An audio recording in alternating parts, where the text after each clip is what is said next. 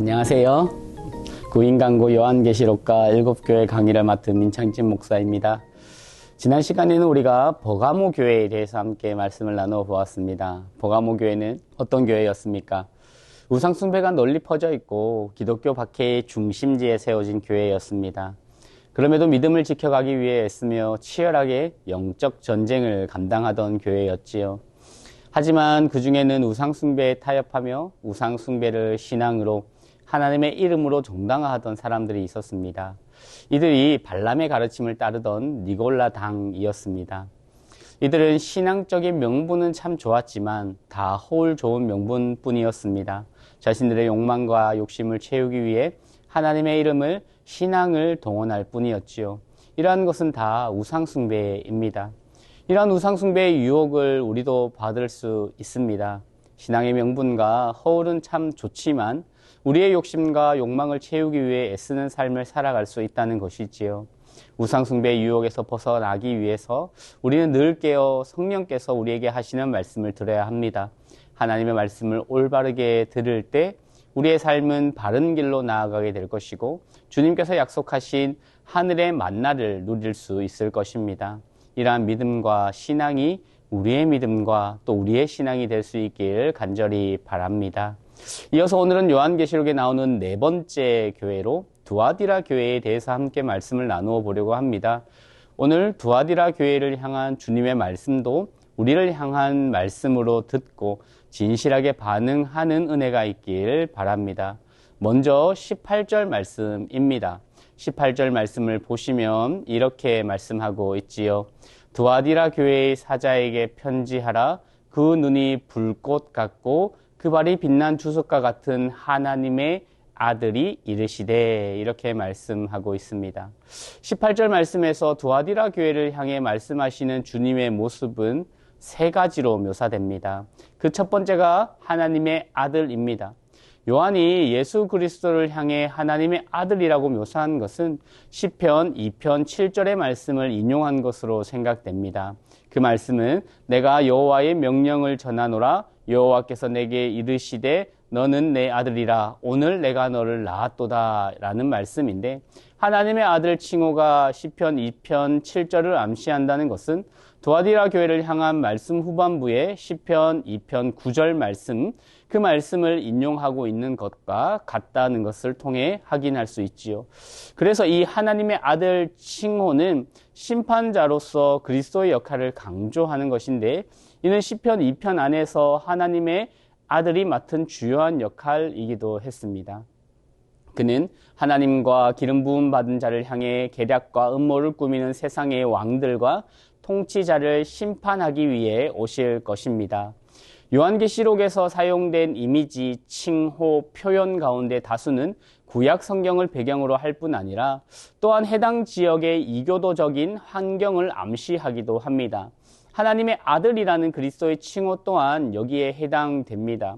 이를테면 하나님의 아들 칭호는 아마도 두아디라의 수호신 아폴로와 황제 숭배를 향한 비판을 담고 있는 것으로 보입니다. 두아디라는 그리스 신화에서 최고의 신인 제우스의 아들 아폴로를 도시의 수호신으로 섬겼고, 두아디라에서 발견된 동전은 아폴로의 이미지가 새겨져 있었습니다. 그래서 그리스도를 하나님의 아들로 언급한 것은 곧 두아디라 지역의 신 아폴로에 대한 비판의 목적을 가지고 있는 것이지요. 또한 하나님의 아들이라는 칭호는 황제 제의에 대한 반대의 의미를 지닐 수 있습니다. 당시 황제 제의에는 로마 제국에 대한 숭배와 사후 황제를 신격화하여 숭배하는 일까지 포함되었습니다. 로마의 황제들은 일반적인 서신이나 칙령에 스스로를 신의 아들이라고 표기했습니다. 이와 같은 역사적인 배경을 통해 그리스도의 칭호, 하나님의 아들이 구약 본문을 바탕으로 그리스도를 심판자로 간주함과 동시에 당시 시대 상황에 대항하는 성격을 지니고 있음을 우리는 알 수 있다는 것이지요. 그리고 심판자로서의 그리스도의 역할은 이어지는 두 번째 그리스도의 묘사를 통해서 더욱 강조되고 있습니다. 그 눈은 불꽃과 같고입니다. 이 표현은 다니엘서 10장 6절에서 유래한 것인데, 다니엘서에서 본문은 맥락을 살펴보면 하늘의 사람이 선지자 다니엘에게 하나님께서 당신과 당신이 선택하신 백성에게 대적하는 이들에게 반드시 심판을 내리시겠다는 것을 밝히고 있기 때문입니다. 그리스도의 불꽃 같은 눈이 강조되는 것은 그의 통찰력, 모든 것을 간통하시는 시선으로 두아디라 교회의 성도들을 잘못된 길로 인도하는 이세벨의 거짓 주장을 꿰뚫어 보신다는 것이지요. 세 번째, 그리스도를 묘사하는 이미지는 그 발이 빛난 청동과 같은 분입니다.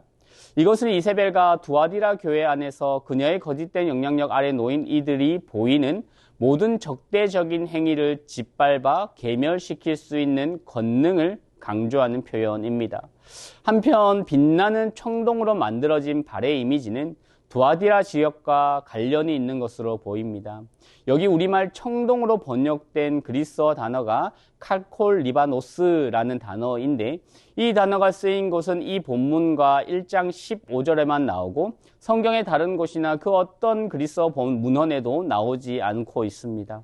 결국 이 단어가 두아디라에서 생산된 어떤 특정한 금속 종류를 가리키며 지역의 상업조합과 연관된 기술적인 용어라고 할 수 있습니다. 그래서 저자인 요한은 그리스도의 칭호를 통해 비판을 가하려는 의도, 즉 제우스의 아들이며 지역 상업조합의 수호신인 아폴로와 하나님의 아들을 맞붙게 하려는 의도가 있음을 나타내는 것이지요. 그래서 그리스도의 칭호를 통해 그리스도께서 스스로를 드러내시는 이미지는 두아디라 교회를 흔들어 깨우는 기능을 합니다. 먼저 그리스도는 하나님의 아들로서 시편 2편에서 하나님의 아들에게 주어진 역할과 같은 심판자로 오십니다. 그리고 하나님의 아들이라는 칭호는 그리스도께서 지역의 수호신인 아폴로나 로마 황제 등 다른 모든 신의 아들들보다 탁월하심을 입증하는 것이지요. 그리스도의 불꽃 같은 눈은 심판자로서의 그 역할을 더욱 강조합니다. 그리고 그 눈을 통해 모든 사람의 뜻과 마음에 감추어진 의도, 두아디라 교회 안에 있는 이세벨 그리고 그녀에게 속은 추종자들의 의도까지 꿰뚫어 보신다라는 것이지요. 심판자로서 그리스도의 역할을 빛난 청동과 같은 그의 발을 통해 더욱 강조합니다. 그 발은 그의 통치를 반대하는 모든 제적자들을 짓밟기 때문이지요. 이어지는 19절의 말씀에서 그리스도는 두아디라 교회에 행한 일들을 인정하고 칭찬하고 있습니다. 19절 말씀을 보시면 내가 내 사업과 사랑과 믿음과 섬김과 인내를 아노니 내 나중 행위가 처음 것보다 많도다 이렇게 말씀하고 있습니다. 두아디라 교회가 칭찬을 받는 이유는 네 가지입니다. 사랑과 믿음과 섬김과 인내는 모두 하나님과 사람에게 행한 일들입니다. 이 가운데 사람과 섬김은 특히 형제들에게 행한 것이고 수평적인 것이고 믿음과 인내는 주로 하나님과 관련된 수직적인 관계에 관한 것이라 할 수 있지요. 이처럼 두아디라 교회는 하나님을 믿고 그분의 역사하심을 기다리며 형제들을 사랑하고 섬겨온 교회였습니다. 첫 번째 덕목인 사랑은 이웃을 향한 사랑이 부족했던 에베소 교회와 대조를 이루는 것으로 보이며 두아디라 교회는 다른 성도들과 서로 사랑하며 섬겼던 아름다운 교회였습니다. 둘째 덕목인 믿음은 서로 구분되면서도 동시에 긴밀하게 연결되어 있는 두 가지 의미를 지니고 있습니다. 첫 번째는 하나님과 그리스도를 향한 성도의 믿음 혹은 신뢰이고 두 번째는 유혹과 박해에 직면했을 때 성도들이 발휘하는 인내 또는 신실함을 가리키는 것이지요. 셋째 덕목은 섬김입니다. 섬김은 보통 사람이 다른 사람을 자발적으로 혹은 스스로를 희생하며 돕는 것을 의미하지요. 마지막 네 번째 덕목은 인내로서 요한계시록에서 여러 차례 사용되는 단어입니다. 이 단어는 강력한 반대나 전면적인 박해에 직면한 상황 속에서 신앙을 고수하고 유지하는 것을 의미합니다. 두아디라 교회를 칭찬하면서 무려 네 가지의 긍정적인 면을 언급했다는 점을 고려해 볼 때 이 두아디라 교회는 정말 건강한 교회였던 것 같습니다. 그로 인해서 그리스도께서 너의 나중 행위가 처음 행위보다 더 대단하다라고 말씀하시는 것으로 인해 그 대단하고 또 그 좋은 교회라는 것이 확증되는 것이 있지요.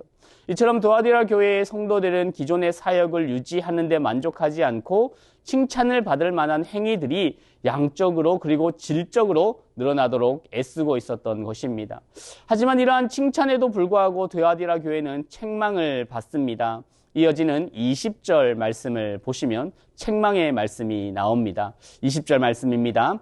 그러나 내게 책망할 일이 있노라. 자칭 선지자라 하는 여자 이세벨을 내가 용납함이니 그가 내 종들을 가르쳐 깨어 행음하게 하고 우상의 제물을 먹게 하는도다 말씀하고 있습니다. 두아디라 교회는 많은 칭찬을 받았지만 그들에게도 흠이 있었습니다. 그리스도께서는 두아디라 교회를 구체적으로 책망하십니다. 두아디라 교회의 근본적인 문제점은 버가모 교회와 동일했습니다. 곧 우상 숭배와 그리고 그와 연관된 또 긴밀하게 연결되어 있는 음행의 죄였던 것이지요.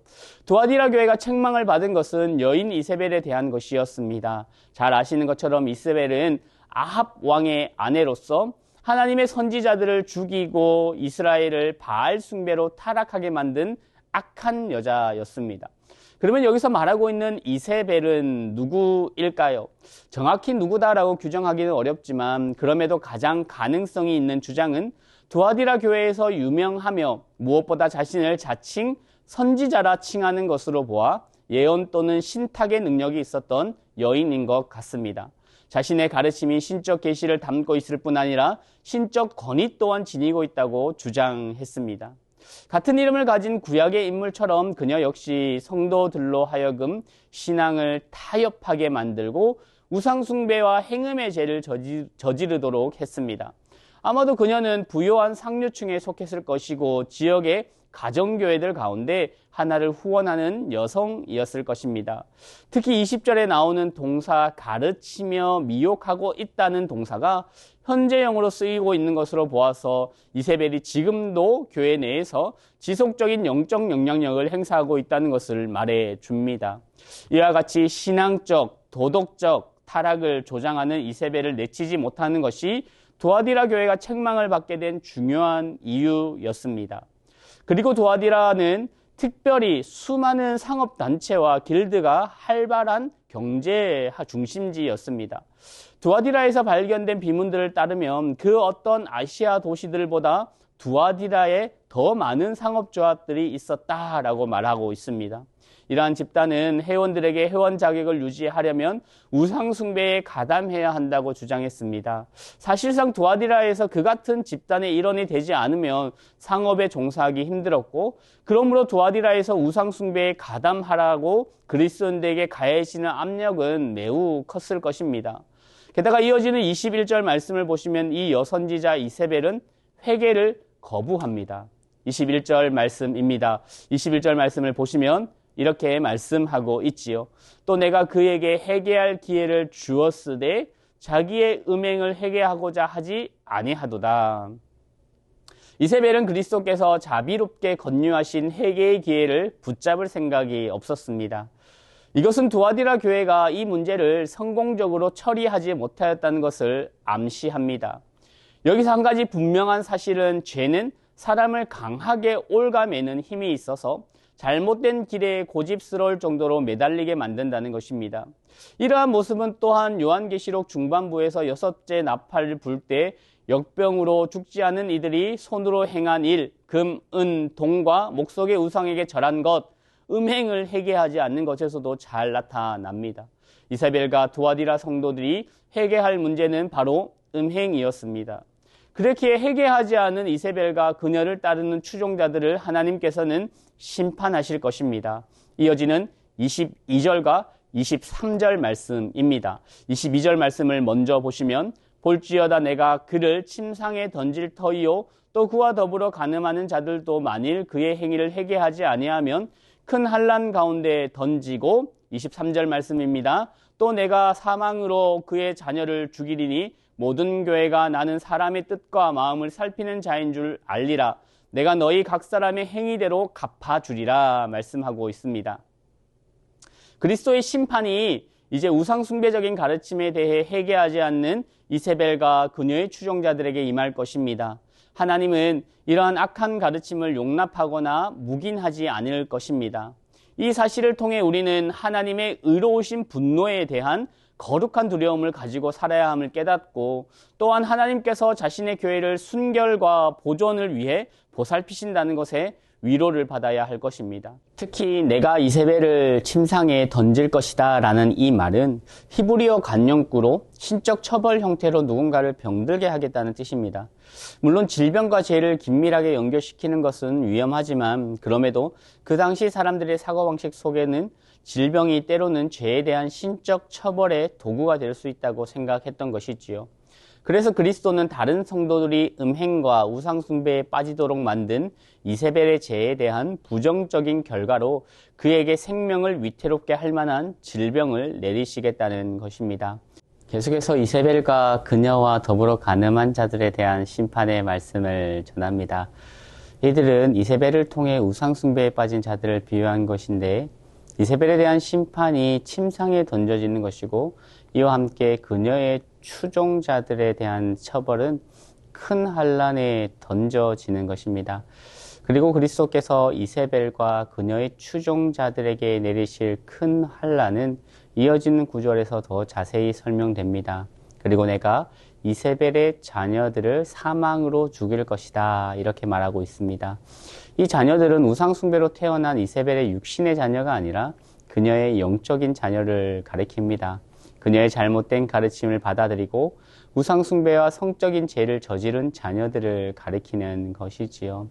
그리스도께서 이세벨의 자녀들에게 내리실 심판의 문자적인 의미는 내가 사망으로 죽일 것이다와 같습니다. 이 문장을 직역하면 내가 반드시 죽일 것이라는 정말 무섭고 두려운 말씀입니다. 구약 성경 안에서 이세벨이 받은 심판은 이미 우리가 잘 알고 있습니다. 그녀는 창문 밖으로 던져졌는데 그 피가 건물벽에 튀었고 말이 그 시신을 짓밟았으며 개들이 시신을 먹어버려 매장할 것이 없었습니다. 고대 근동에서 시신을 매장하지 못하는 것은 하나님의 큰 저주를 상징합니다. 이처럼 두아디라 교회의 이세벨은 침상에 던져질 것이고 결국 구약의 이세벨과 비슷한 죽음을 맞이하게 될 것입니다. 그녀의 영적인 자녀들 역시 반드시 죽게 될 것입니다. 그들의 죽음은 구약에서 이세벨의 죄로 말미암아 이세벨과 그녀의 자녀들이 죽임을 당한 이야기를 암시하는 것으로 보입니다. 즉 악한 왕 아합의 아들들인 70명의 왕자들이 참수당한 사건과 연결되는 것으로 그들의 머리는 바구니에 담겨 이스라엘로 보내졌고 성문 곁에 두 무더기로 쌓이게 되었습니다.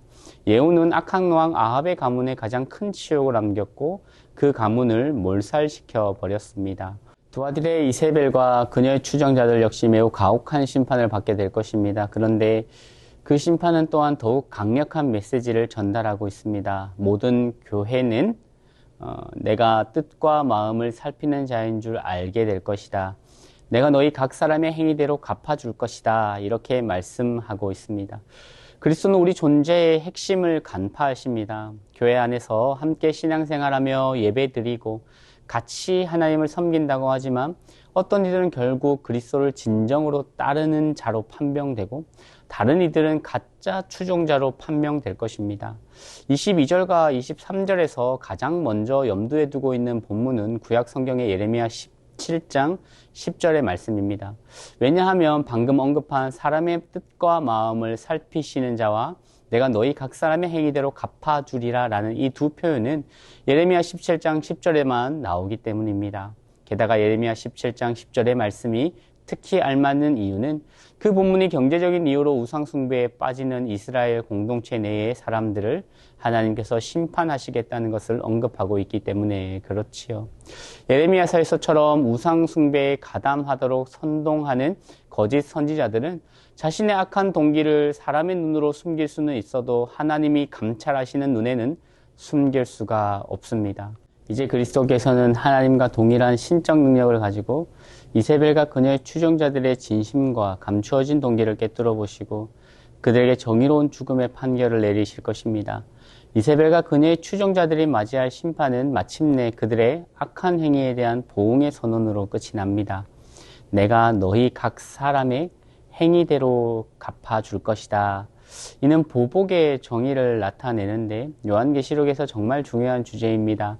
이세벨과 그녀의 추종자들이 조합 연애에 참여하면서 누리는 혜택이나 쾌락은 결코 오래 지속되지 못할 것입니다. 심판자 그리스도는 그들이 저지른 우상숭배나 성적 행위에 따라 정의롭게 보응하실 것입니다.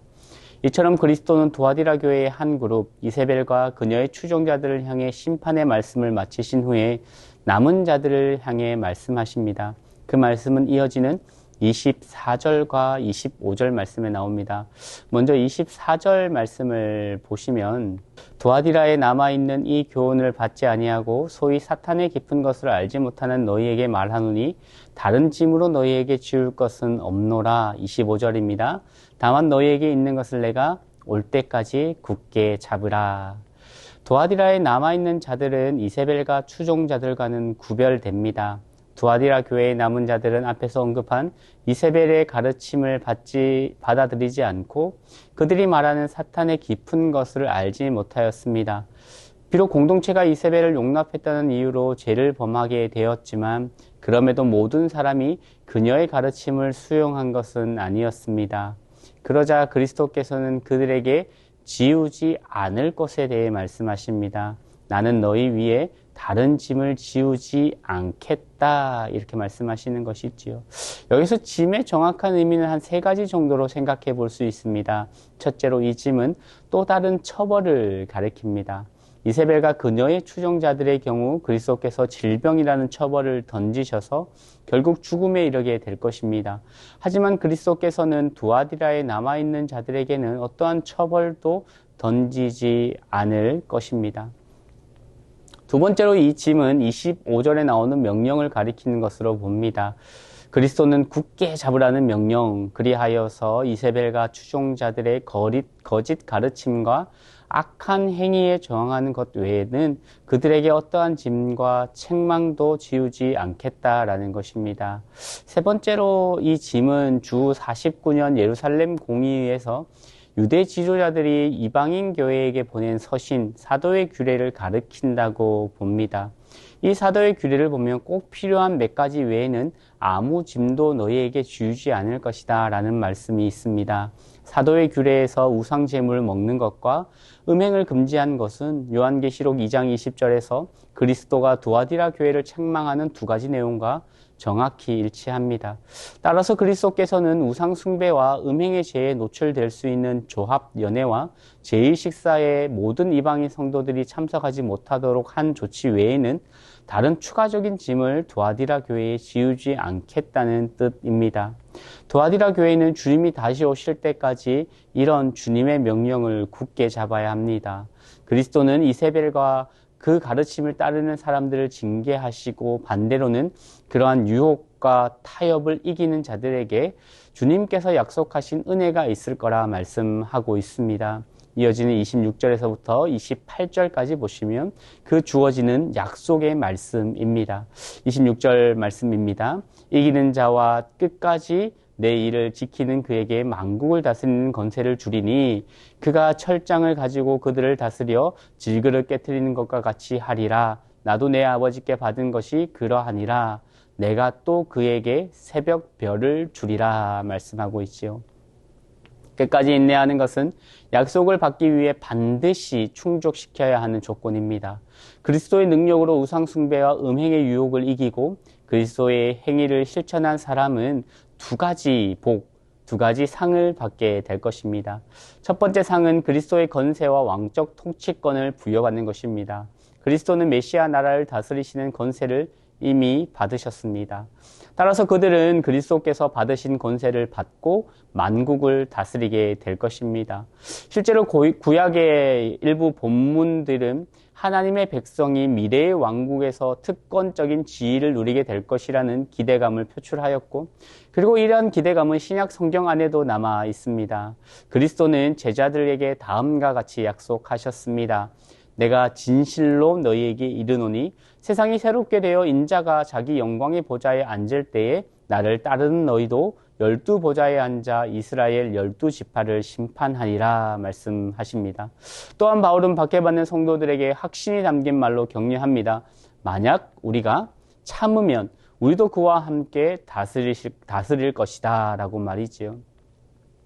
도아디라 교회에 이기는 성도들에게 주어질 두 번째 상은 새벽별입니다. 이는 간략하게 언급될 뿐 어떠한 자세한 설명도 제시되지 않고 있습니다. 그렇기 때문에 새벽별이 무엇을 지칭하는지 정확히 알 수는 없지만 구약 성경을 배경으로 이 새벽별이 무엇인지를 의미하는지 유추해보면 이 말씀에는 민수기 말씀이 배경으로 있을 것입니다. 민수기 24장 17절 말씀을 보시면 한 별이 야곱에서 나오며 한 규가 이스라엘에서 일어나서 라고 말씀하고 있습니다. 실제로 요한계시록 후반부에는 나는 다윗의 뿌리요 자손이니 곧 빛나는 새벽별이다 이렇게 말씀함으로써 민수기 24장 17절을 그리스도에게 적용하는 것으로 보아 요한은 두아디라 교회에게 주어진 두 번째 상으로 주어지는 새벽별에 관한 내용 또한 민수기 24장 17절의 말씀을 배경으로 말하고 있는 것이다 생각됩니다. 야곱에게서 별이 나온다는 발람의 예언은 유대교 안에서 메시아에 대한 표현으로 해석됩니다. 그리스도인들 역시 발람의 예언 속 별을 메시아에 대한 약속으로 해석했고 그것이 그리스도를 통해 성취되었다고 보았습니다. 이 별에서 새벽이라는 수식어가 추가된 건 역시 민수기 24장 17절에서 유래했는데 이 구절은 별 하나가 야곱의 집에서 떠오를 것이다 이렇게 말하고 있습니다. 그 동사의 명사형이 일출 혹은 새벽이라는 의미를 가지고 있기 때문입니다. 이러한 내용을 통해 새벽별을 주신다는 두 번째 상의 의미는 두아디라 교회에 이기는 성도들이 그리스도의 메시아적 통치를 공유하게 된다는 것입니다. 그리스도와 함께 세상을 다스리게 될 것입니다. 이것을 신약학자 오우는 이렇게 설명하였습니다. 새벽별이라는 선물은 곧 높임을 받으신 그리스도가 그의 메시아적 지위를 승리하신 성도들과 함께 나누는 것을 가리킨다라고 말이죠. 따라서 새벽별은 그리스도의 부활로 시작된 메시아적 통치와 연결된 상징입니다. 이 상징을 성도들에게 적용하는 것은 곧 그들이 승리하게 되면 그들도 그 통치에 참여하게 될 것을 가리킵니다. 이러한 해석은 앞에서 언급한 첫 번째 상인 만국, 민족을 다스리는 건세를 부여받는다는 내용을 뒷받침하며 설득력을 얻게 됩니다. 또한 구약의 배경이 새벽별을 이해하는 데 가장 중요하지만 당시 이교도적인 배경도 연관이 있을 수 있습니다. 로마 사회에서 새벽별은 행성, 금성이었는데 대개 금성은 해가 떠오르기 직전 새벽에 볼 수 있기 때문에 당시에는 새벽별로 알려졌습니다. 바벨론 시대 이후에 금성은 승리와 주권을 상징하는 것으로 여겨졌고 이는 로마 시대에서도 마찬가지였습니다. 로마인들은 새벽별을 로마의 승리와 민족에 대한 통치권의 상징으로 여겼기 때문에 그 상징을 이기는 성도들에게 준다는 말은 강력한 저항의 의미를 가지고 있습니다. 그것은 민족들을 다스릴 건세와 그 건세의 상징인 새벽별이 로마가 아닌 그리스도에게 속해 있다는 주장이며 그리스도가 신실한 성도들과 통치권을 공유하신다는 주장입니다. 그리스도야말로 세계의 참된 주권자이심을 강조하고 또 드러내는 말씀이지요. 팀 켈러 목사님의 저서인 내가 만든 신을 보면 우상숭배를 다음과 같이 정의합니다. 우상숭배는 좋은 것을 궁극적으로 바꾸는 것이다 라고 말이죠. 우리는 우상이 순전히 나쁘다고 생각하는데 그것은 잘못된 생각입니다. 우상 숭배의 죄는 그보다 훨씬 더 미묘합니다. 실제 우상이란 좋은 것일 때가 훨씬 많습니다. 그러나 우리의 행복, 삶의 의미, 정체성에 있어서 그 좋은 것을 하나님보다 더 중요하게 여긴다면 우리는 좋은 것을 궁극적인 것으로 바꾸어 버린 셈이고 결국 우상 숭배의 죄를 범하게 된 것입니다. 다시 말씀드리지만 우상이란 좋은 것일 때가 더 많습니다. 그러나 만일 하나님에게만 행해야 할 열정과 헌신을 그 좋은 것에만 쏟는다면 우리는 좋은 것을 궁극적인 것으로 바꾸어 버린 셈이고 결국 우상 숭배의 죄를 범하게 되는 것이지요. 이를테면 자존감 혹은 자아, 존중감은 참 좋은 것입니다. 우리 모두는 하나님의 형상을 지니고 있기 때문에 가치 있고 중요한 사람입니다.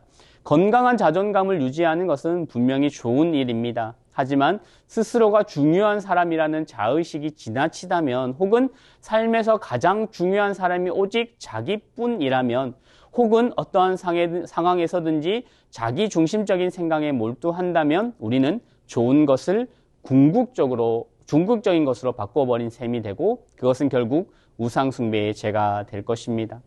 우리는 혹시 삶 속에서 좋은 것을 궁극적인 것으로 바꾸어 버리고 있지 않습니까?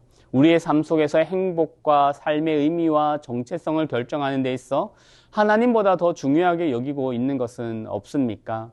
회개하려고 하지 않았던 이세벨과 그녀의 추종자들과 대조적으로 우리는 삶 속에서 우상이 되어 버린 것을 밝히고 회개하려고 하고 있습니까?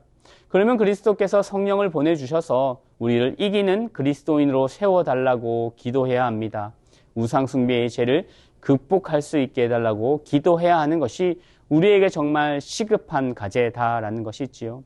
기 있는 자는 성령이 교회에게 하시는 말씀을 들으라. 이 말씀은 옛날 두아디라 교회를 뿐만 아니라 오늘날 우리에게 하시는 말씀입니다. 이 말씀 앞에 우리가 정직하게 반응할 수 있게 되길 바랍니다. 이상으로 구인간고 요한계시록과 7교회 5번째 강의를 모두 마치겠습니다. 늘 진리의 길을 걸어가는 우리 모두 가운데 하나님의 크신 은총과 평강이 함께하길 바랍니다. 언제나 승리하는 삶 살아갈 수 있게 되길 간절히 바랍니다. 감사합니다.